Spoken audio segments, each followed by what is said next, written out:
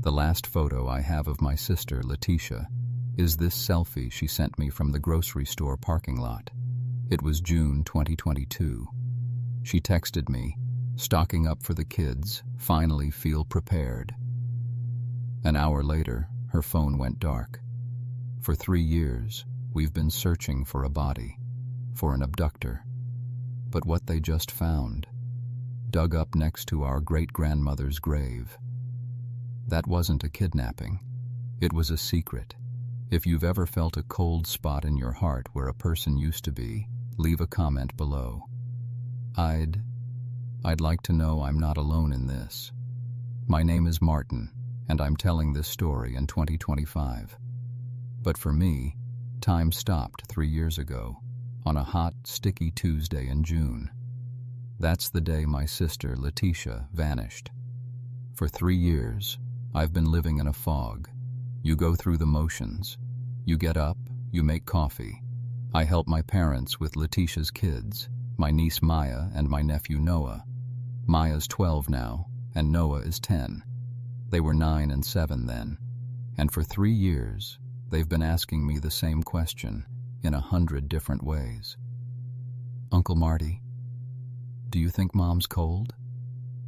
Uncle Marty, does she know it's my birthday?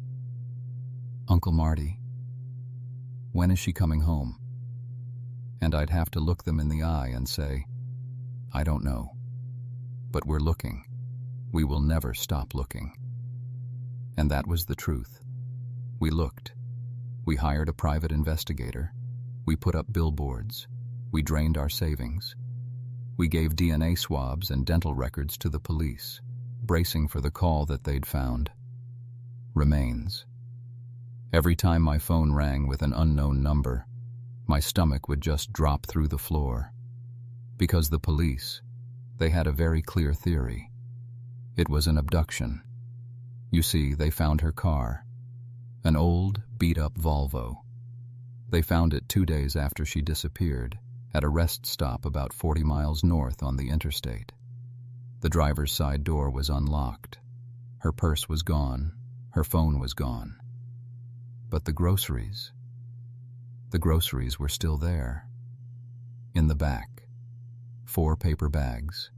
The ice cream had melted and soaked through the bottom of one. The milk was warm. The canned goods, beans, tomatoes, peaches, were just sitting there. It was a perfect, terrible snapshot of a life interrupted. The lead detective at the time, a guy named Harris, said it was a crime of opportunity. He said, "Mr. Flores, it looks like someone saw a single woman, alone, and they took their shot. They grabbed her, they drove her car here to dump it, and then, well," he didn't have to finish. We all filled in the blank. And the prime suspect, at least in my head, was her ex-husband, Robert. He was a piece of work. Their divorce was brutal, not physically, but emotionally. He drained her bank account. He fought her on custody. He just hollowed her out. He had an alibi, of course. Said he was at a work conference in another state. It was flimsy, but it checked out. Still, I hated him. I was sure he'd hired someone. I spent years telling the police to look at him again, to dig deeper.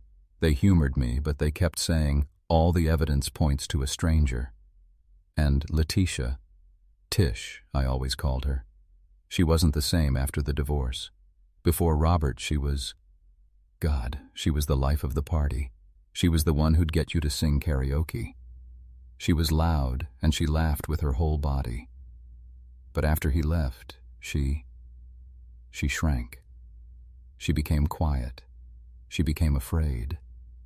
She was a single mom with 2 kids, working a job that barely paid the bills, and she felt vulnerable.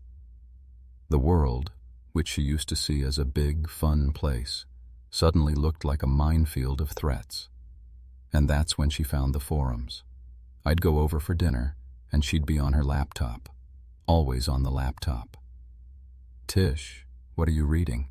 I'd ask. "Oh, just, current events," she'd say. But one night Noah was climbing on her lap and I saw the screen. It wasn't current events. It was a prepper forum. End of days, grid down scenarios, collapse survival. I tried to laugh it off. Tish, come on. You're not one of those people, are you? You're not going to start burying gold in the backyard? She didn't laugh. She just looked at me, her eyes dead serious. Marty, the supply chains are fragile. You saw what happened in 2020. What if the trucks just stop? What if the power goes out, not for a day, but for a month? I have Maya and Noah to think about. No one is coming to save us. We have to save ourselves. I told her she was scaring herself. I told her to get off the internet. I told her to just buy an extra case of water and call it a day. She just shook her head. You don't get it, she'd whisper. But I'll make sure you're safe. I'll make sure the kids are safe. I thought it was a phase, a harmless hobby, like she'd said. A way to feel some control over a life that felt out of control. I never, ever thought it was connected. Not until yesterday. Yesterday I was at my desk trying to work. My job in insurance felt so stupid, so pointless, in the face of everything. I was just staring at spreadsheets when my phone rang. It was an unknown local number. My stomach did the usual drop. Hello? Martin? Martin Flores?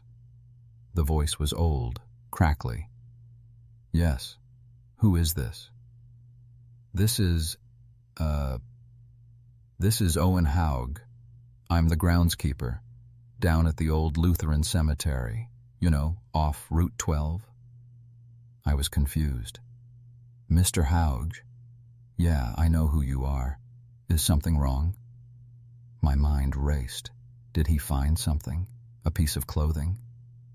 Well, son, he coughed. I'm digging. We've got a burial tomorrow. Plot right by well, it's near your family's section. Near your great-grandmother Eliza's stone. Okay. And, well, I hit something. My backhoe. Hit something. Hard. It ain't a coffin. And it ain't a water line. It's metal, Martin. And I think you need to come down here. Right now. The dread that filled me was cold and sharp. It wasn't the old, familiar grief. It was something new. Something strange. The old Lutheran cemetery isn't one of those new, pristine memorial parks. It's old, founded in the 1880s. The headstones are leaning, the grass is patchy. It's quiet. Our great-grandmother Eliza was buried there in 1954. Tish and we used to go there. As kids, we'd make rubbings of the old stones. As an adult, Tish, I remembered something. About a year before she vanished. I'd called her, asked if she wanted to get dinner. I can't, she'd said. I'm volunteering. Volunteering? Where? At the old cemetery, just pulling weeds, cleaning up the stones. It's peaceful. I thought it was weird, but she'd been weird for a while. I just let it go. When I pulled up to the cemetery, I saw Mr. Haug's old blue pickup truck and a new unmarked police car, and Mr. Haug himself standing next to his backhoe, hat in his hands. And there was a hole, a big, rectangular hole, the plot for the new burial. And in the side of that hole was metal, a flat steel surface. Standing by the hole was a woman in a trench coat, Detective Kira Vance. She'd taken over the cold case file from Harris about 6 months ago. She was young, sharp, and had this intensity about her. She was the first cop in 3 years who still looked at me with focus, not pity. Martin, she said, nodding. No handshake. Mr. Houge called us first. I'm glad you're here. What is it? I said, my voice hoarse. Is it her? We don't know what it is, Vance said. It looks like a hatch, a cellar door, buried. Mr. Houge had used the backhoe to scrape the dirt off the top. It was a heavy steel plate, maybe 4 by 4 feet, rusted, with a simple recessed handle. It's right up against your great-grandmother's plot, Mr. Houge said, spitting tobacco. Like right up against it. If I'd been digging 6 inches to the left, I'd have missed it completely. Vance had 2 uniformed officers with her. They had crowbars. We're going to open it, she said. I need you to stand back. We don't know what's in there. It could be a gas buildup. It could be anything. I stood back, my heart hammering against my ribs. I was shaking. I thought, this is it. This is the tomb he built for her. Robert, or some stranger. This is where she is. The officers jammed the crowbars under the lip. They strained. The sound of metal grinding on rusted metal was like a scream. With a final groaning thunk, the seal broke. A smell I will never, ever forget, rolled out of the hole. It wasn't the smell of death, not the one I'd been dreading for 3 years. It was mildew, rust, stale, trapped air, and spoiling food, like a pantry in a summer cabin that had been locked up for a decade. One of the officers shone a high-powered flashlight down into the darkness. It's a room, he said, coughing. There's shelves. Detective Vance pulled out her own light and crouched at the edge. I moved closer. I couldn't help it. My body just moved. The flashlight beam cut through the dark. It was a small space, maybe 6 feet deep, 6 feet wide. The walls were cinder block, and lining the walls were wooden shelves. The shelves were buckled. Some had collapsed, and they were full of cans, canned beans, canned tomatoes, canned fruit. And on the floor, in a messy pile where a shelf had given way, was a cluster of canned peaches, the brand with the simple yellow label, the same brand I'd seen in the melted paper bag in her abandoned Volvo. My knees gave out. I hit the dirt. "Martin!" Vance yelled. But I wasn't listening. I was just staring at the cans. And I was remembering her text, the last text. Stocking up for the kids, finally feel prepared. "Oh my God," I whispered, the dirt cold under my hands. "Tish, oh my God." Vance looked at me, her eyes wide with a new understanding. "Martin, what did you just say?" "It was her," I choked out, pointing. She wasn't kidnapped." I looked up at Vance, the world spinning. She wasn't running from someone. She was running to this. The next few hours were a blur. The cemetery was suddenly not quiet. It was full of police cars, forensics vans. They put up tape. They set up portable lights. They wouldn't let me near the hole. They had to check the air quality, check the structural integrity. I just sat in my car, shaking, as the sun started to go down. Detective Vance came and knocked on my window. I rolled it down. "Martin," she said, her voice soft but firm. "We've done an initial clear. There's no one down there. There's no body." The relief that washed over me was so intense it made me sick. I dry-heaved onto the grass outside my car. No body. She wasn't in there.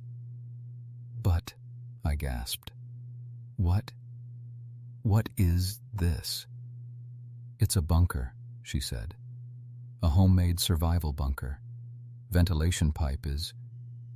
You see that hollow angel statue by Eliza's stone? It's running up through that. It's sophisticated, in a DIY way. She built this? It looks that way. She was building it, or she was stocking it. She was stocking it, I said, my mind finally catching up. The selfie, the groceries. She sent me that picture from the parking lot. She must have driven straight here, not the rest stop. She came here. Which means, Vance said, that the car at the rest stop was a diversion. She parked it there herself. She took her purse, her phone, and she walked away.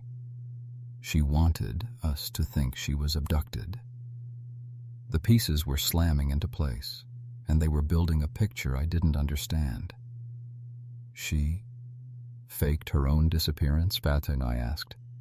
She just left? Left her kids? Left Maya and Noah? It didn't make sense. The Leticia I knew, the one who was so obsessed with protecting her kids, she would never, ever abandon them. She wouldn't, I said, shaking my head. No, something is wrong. Something happened to her. Here, at this bunker. Vance nodded slowly. I agree. This scene, it's not finished. Look. She pointed. The forensics team was bringing items up in bags. The shelves are buckled, Vance said, and the stash is messy. Cans all over the floor. Tools, a shovel, a pickaxe, just dropped. This doesn't look like a place someone bugged out, too. It looks like a place someone left in a hurry, or a place that was ransacked. They kept working, and an hour later, they found two things. The first was a cheap, plastic-wrapped burner phone, caked in mud, wedged behind a water container. Dead. The second was a small, spiral-bound notebook, the kind you get at a drugstore. It was laminated, waterproof. Vance bagged it herself and brought it to her car, where I was sitting. She put on gloves and opened it. It wasn't a diary. It was a ledger. Page after page of dates, quantities, and names. May 2021, 10 bags quick-reat, 4x8 plywood. July 2021, water purification tabs, X500. August 2021, excavation phase 1 complete. My sister, my small, quiet sister, had dug a hole in the ground under our great-grandmother's grave. She'd built a concrete room, by herself, at night. How? I whispered.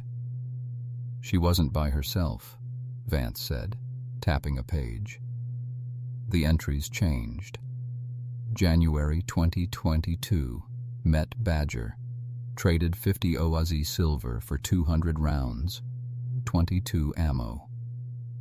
February 2022, Seeker has maps of the county aquifers, good contact, but intense. March 2022, group meeting. Badger thinks Seeker is unstable. I agree. He keeps asking about my cache location. I told him it's near the quarry. A lie. My blood ran cold. She was in a group, I said. A prepper group, Vance finished. A local one. And it sounds like there was friction. Badger and Seeker. The burner phone, I said. Can you? It's on its way to forensics. We'll see what we can pull. She closed the notebook. Martin, I know this is a lot, but this is the first real lead we've had in 3 years. These people, Badger and Seeker, they were the last ones in her world. That forum she was on. Do you know her login? I nodded. My hands were shaking so hard I could barely type, but I pulled out my phone. Years ago, in a desperate attempt to find anything, I'd tried to log into her laptop. I'd guessed her password on the 10th try. It was Maya Noah 2015. I'd looked at the forums, but it was all gibberish to me. Acronyms, SHTF, WROL, bugging out. I didn't understand. I'd logged off. Now, I logged back in. My heart was in my throat. Her username was Sparrow. I went to her private messages. The last ones were from June 2022, the days before. She vanished. They were all with one user. Badger. My hands were slippery with sweat. I read the exchange. Sparrow. I'm moving my stash. He's been too close. I think he followed me. Badger. Who? Seeker? Tish, just stay away. Get a storage unit. This is crazy.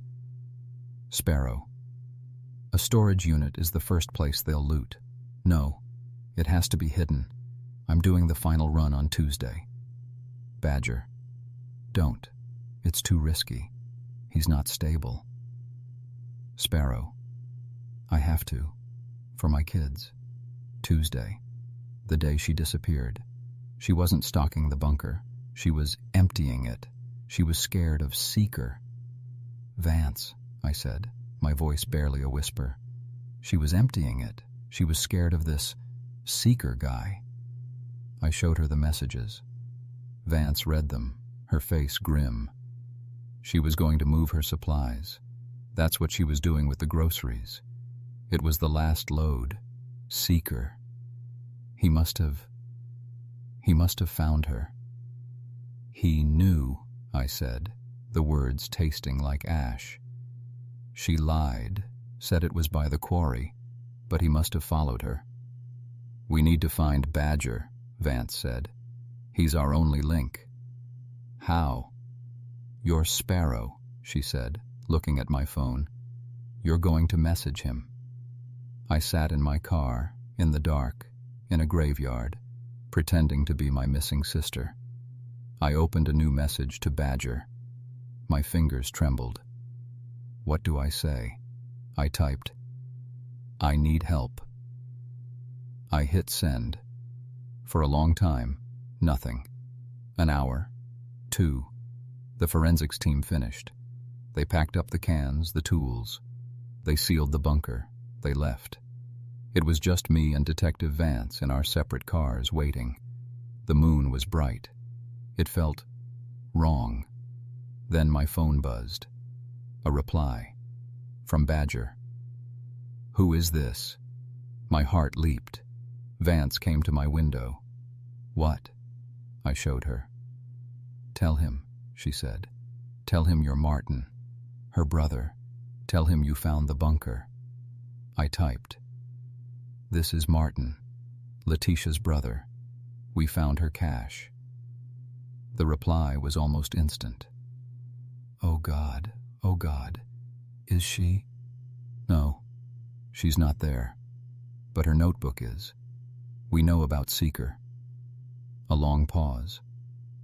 Meet me, he wrote. Now, the public library parking lot. Come alone. No cops. If I see a cop, I'm gone. You want to know what happened to your sister? Come alone. I looked at Vance. She looked at me. He's scared, she said. He won't talk to me. So what do I do? You go. I'll be close. I'll put a tracker on your phone. But Martin, you have to be calm. He's not the bad guy here. He's just scared. He's our only way to Seeker. The library was dark, the parking lot lit by one flickering streetlight. I parked and waited. I've never felt so alone in my life. A few minutes later, an old Subaru Forester pulled in, parking 3 spots away. The driver just sat there. I got out of my car. hands up. The driver's door opened. It wasn't some muscle-bound survivalist. It was Philip Nelson, my old high school science teacher. "Mr. Nelson?" I said, stunned. "Martin," he said, his voice shaking. He looked like he hadn't slept in 3 years. "God, Martin, I'm so sorry." You're Badger?" He nodded, tears welling in his eyes. It was a hobby. Just planning. A what-if game. But Leticia, she was for real. She was so smart, so dedicated, and so scared. "What happened, Philip?" I begged him. "What happened to her?" He leaned against his car. "It was Seeker. His real name is Silas Croft, ex-military, lived off the grid. He came into our little group, and he twisted it. It wasn't about community, about helping. It was about winning, about taking what you need. He got fixated on your sister. She was the real deal, her bunker. It was perfect. He called it the sparrow's nest. He wanted it. He wanted her supplies. The last day," I said, "you knew she was moving her stash." Philip started to sob, a dry, awful sound. "Yes, I told her not to. I told her he was watching her. He'd been quiet for a week, and that was worse. She wouldn't listen. She said she had to protect her kids. She said she was taking it all to a new spot, a secondary cache." Did he kill her, Philip?" I don't know," he whispered. I think he confronted her. At the cemetery. He must have. And I think I know where he is." "Where?" I demanded. "The quarry. The one she lied about. It was a good lie. Because it's where he lives. He has a setup. In the old mining caves. I followed him there once.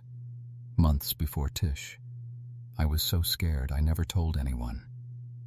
He looked at me, his face just broken. "I should have, Martin. I should have told the police.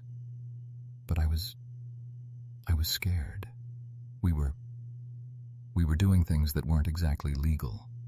The ammo trades. The unregistered stuff. I have a family. I'm a teacher. I stayed quiet." "Give me the location, Philip." He drew a map on a piece of paper. "It's this cave, up on the north ridge. It looks like nothing, but it's his." I got back in my car, my hands shaking with rage and adrenaline. I drove to the corner and Vance pulled up behind me. I got out and gave her the map. "Silas Croft," I said. "At the quarry." Her face went hard. "Okay, this is it. You go home, Martin. You've done it. Let us handle this." "No," I said. I'm not going to the raid, but I'm coming. I'll wait at the staging area. I have to be there. I have to know." She looked at me for a long time. She nodded. "Okay, follow us." The quarry was dark, a huge, gaping wound in the earth. The police, suddenly there were a dozen of them, SWAT guys, all in black, set up a perimeter. Vance told me to stay in my car, back at the main road with 2 officers. I just waited. For an hour, 2 hours. The silence was deafening. Then, a single shout, echoing. And then, nothing. Just nothing.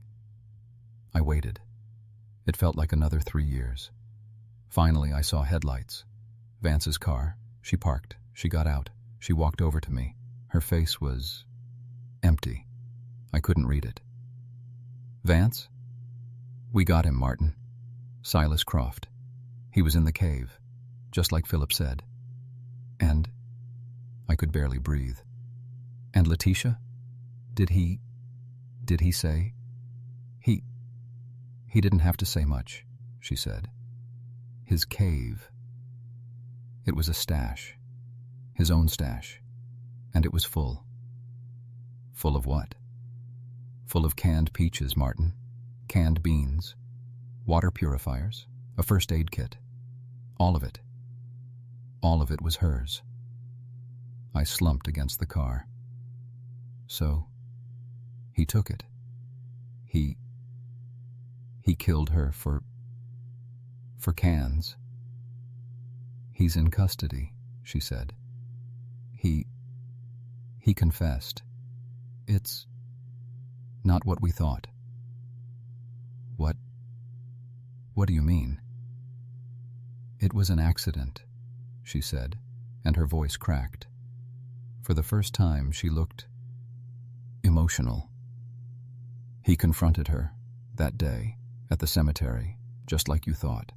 She was loading her car, emptying the bunker. He was furious. He said she was betraying the group. He said she was hoarding resources. They argued. He didn't have a weapon. He just wanted the supplies. He tried to grab a box from her. She panicked. She tried to get inside the bunker, to lock herself in, away from him. Vance took a deep, shuddering breath. She scrambled down the ladder. He grabbed the hatch to stop her from closing it. They were struggling over the hatch, and she slipped. She slipped? She slipped from the ladder. She fell to the bottom, the concrete floor. He said she hit her head. He said she just lay still. I couldn't process. She fell. Silas panicked. Vance continued, her voice low. He didn't know what to do. He's a coward. He just closed the hatch. He just shut it. He said he was just going to think. Just for a minute. He just covered it back up with the sod. He just walked away. What? He just left her there, Martin. He left her in the hole. And then, when the news came out, when we ruled it an abduction, he just let it be. He let us believe it. He waited a week, went back, and he emptied the bunker himself, took all her supplies to his cave. I was going to be sick. He left her? He thought she was dead, Martin, from the fall. You believe him? I screamed. You believe that monster? Vance's face crumpled. No, I don't. We got the preliminary report back from the burner phone. Forensics charged it. There was one last text from Leticia, sent from inside the bunker the day she disappeared. I didn't want to know. I had to. What did it say? It never sent. There was no signal, deep in the earth. It just sat in her outbox. It was to Philip. Badger. Vance pulled out her phone and read it. He found me. Silas. We fought. I fell. My leg is broken. I'm trapped. He closed the hatch. Philip, please help me. It's so dark. I can't describe the sound that came out of me. It wasn't human. She wasn't dead. She was alive. She was alive, with a broken leg, 10 feet underground. And that coward just left her. Vance, I whispered, the world turning black at the edges. Go back. Go back to the bunker. Now. We did, she said, her voice thick. After he confessed, we did a full forensic sweep of the bunker floor, under the shelves, in the dirt. She didn't have to say it. I saw it in her eyes. We found her, Martin. We found her. The autopsy was the worst part. The part that will never leave me. The fall. It broke her leg. It didn't kill her. She was alive down there. The coroner, he said, based on he said she was alive for maybe 4 or 5 days. She had all that food, all those jugs of water, all those supplies she thought would save her family, and she was trapped. The scratch marks on the inside of the steel hatch. She had tried. God, she had tried. She died of dehydration, in a room full of water she couldn't open. Silas Croft. He wasn't a monster. He was worse. He was a weak, pathetic, paranoid man. His fear, and my sister's fear, they collided, and they created this perfect, tragic trap. He was so obsessed with surviving a world that might end that he ended her world. For real. He'll go to prison for the rest of his life. Manslaughter, kidnapping, they threw the book at him. But it's not justice. It's just an ending. I had to tell Maya and Noah. I didn't tell them this. I couldn't. I told them what Detective Vance told me to say, that their mom, she had gotten lost, and she got hurt, and she passed away, and that we found her, and she was coming home. We buried her, for real this time. We put her in the old Lutheran cemetery, not in the hole, but in a proper grave, right next to our great-grandmother Eliza. I look at that spot now. The grass is growing back over the place. The bunker it's gone. We had it filled with concrete. I couldn't let it just be there. I go sometimes. I sit on the bench. I think about that last text. Finally feel prepared.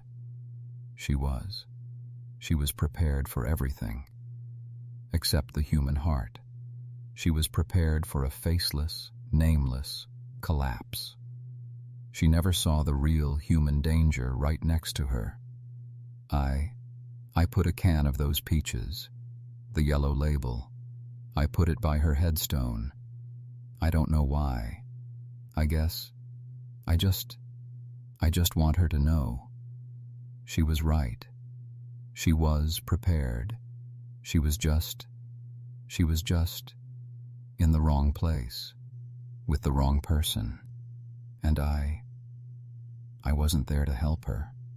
I just told her to turn off the computer.